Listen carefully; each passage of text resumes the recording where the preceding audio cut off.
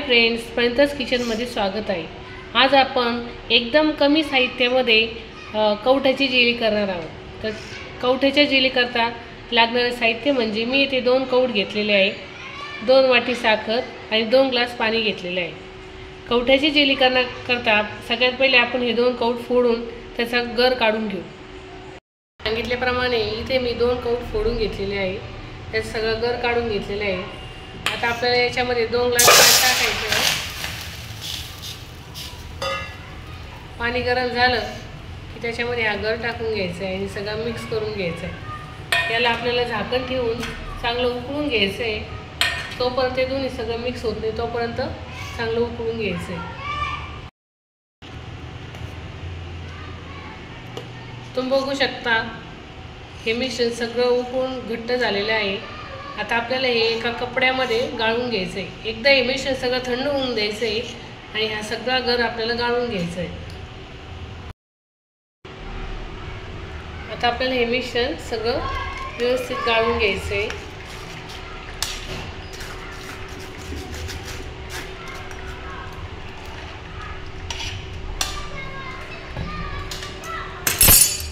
पूर्णाच्या चाळणीने सगळं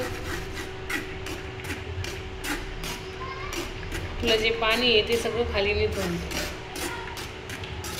वरती फक्त कवठ्याच्या पीस आहे।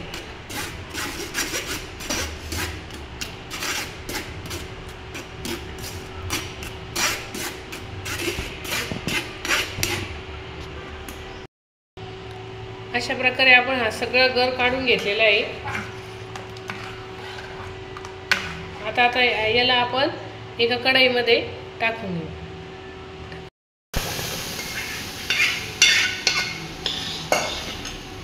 आपल्याला एका कढईत सगळं काढून घ्यायचं आहे आणि मी 2 वाट्या साखर घेतलेली आहे, तेवढी साखर आपल्याला याच्यामध्ये टाकून द्यायची।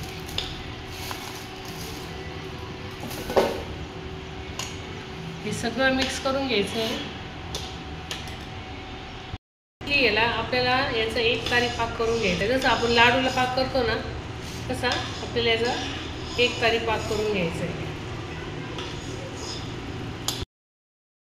मिश्रणात आपल्याला 1 चमचा लिंबाचा रस टाकायचा आहे, म्हणजे आपली साखर पाकामध्ये परत साखर तयार होत नाही।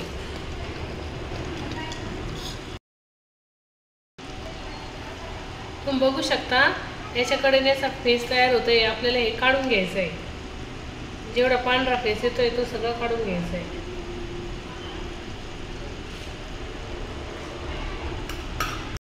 झटपट होणारी अशी रेसिपी आहे। लहान मुलांना बाहेरचे जेलीचे चॉकलेट देण्यापेक्षा आपण घरीच असे जेलीचे चॉकलेट करून मुलांना देऊ शकतो। जेली आपली अशी घट्ट होत आहे आता, म्हणजे ती तयार झालेली आहे।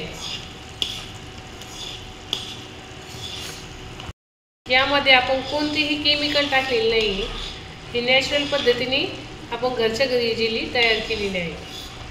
त्यामुळे तुम्ही नक्कीच ट्राय करून बघा ही रेसिपी, लहान मुलांना आवडेल अशी ही रेसिपी आहे।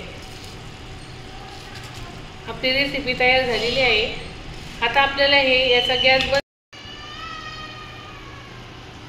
आपल्याला गॅस बंद करून ही थंड होऊन द्यायची आणि थंड झाल्यानंतर आपल्याला याला फ्रीजमध्ये ठेवायचं आहे। हे मिश्रण मी एका ताटामध्ये काढून घेतलेलं आहे। आता आपण याला फ्रीजमध्ये ठेवून घेऊ। 1 तासाकरता फ्रीजमध्ये ठेवायचं आहे आपल्याला हे मिश्रण। बघू शकता आपली जी पूर्ण सेट झालेली आहे। आता हिचे आपण काप करून घेऊ।